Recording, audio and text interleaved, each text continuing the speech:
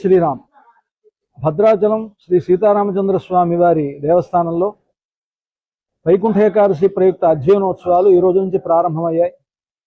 ఈ రోజు నుండి జనవరి 9వ తారీఖు వరకు వైకుంఠ ఏకాదశి అధ్యయనోత్సవాలు, ఆ తర్వాత 10వ తారీఖు నుండి 12వ తారీఖు వరకు విలాసోత్సవాలు జరుగుతాయి. భోగి సంక్రాంతి తర్వాత 16వ తారీఖున విశ్వరూప సేవ ఉంటుంది. ఈ విధంగా ఈ వైకుంఠ ఏకాదశి ప్రయుక్త అధ్యయనోత్సవాలు జనవరి 16వ తారీఖు తోటి ముగుస్తాయి. ఈరోజు మొదటి రోజు పహల్పత్తుత్సవాలు ప్రారంభమయ్యాయి దేవస్థానంలో. ఈ పహల్పత్తుత్సవాల్లో భద్రాచల రామచంద్రమూర్తి ఒక్కొక్క రోజు ఒక్కొక్క అవతారంలో భక్తులకి దర్శనమిచ్చి త్రివీధి సేవ మొదలైనటువంటి కార్యక్రమాలని కూడా జరుగుతాయి. దాంట్లో భాగంగా ఈరోజు రామచంద్రమూర్తి మత్స్యావతారంలో భక్తులకి దర్శనమిస్తూ ఉన్నాడు.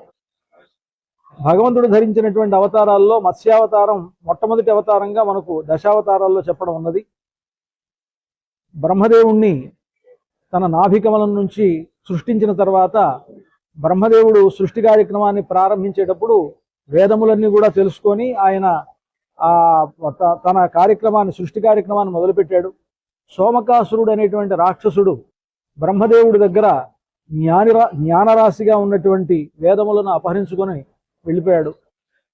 ఆ సోమకాసురుణ్ణి సంహరించి అతను బ్రహ్మ దగ్గర నుంచి తీసుకెళ్ళినటువంటి జ్ఞానరాశి అయినటువంటి వేదాలను తిరిగి బ్రహ్మదేవుడికి భగవంతుడు మత్స్యావతారంలో ఉపదేశించాడు అని మనకు పురాణ గాథ.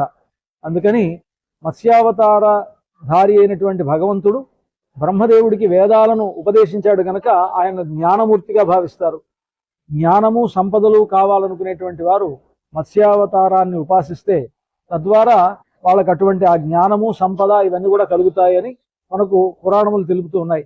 కనుక అలాంటి మత్స్యావతారంలో ఈరోజు భద్రాచల రాముడు భక్తులకి దర్శనమిస్తూ ఉన్నాడు. మత్స్యావతారధారి అయినటువంటి రామచంద్రమూర్తిని దర్శించి ఆయా శుభ ఫలితములను పొంది రామచంద్రమూర్తి యొక్క అనుగ్రహానికి పాత్రలు కావాలి అని భక్తులందరినీ ఆహ్వానిస్తూ జై శ్రీరామ్.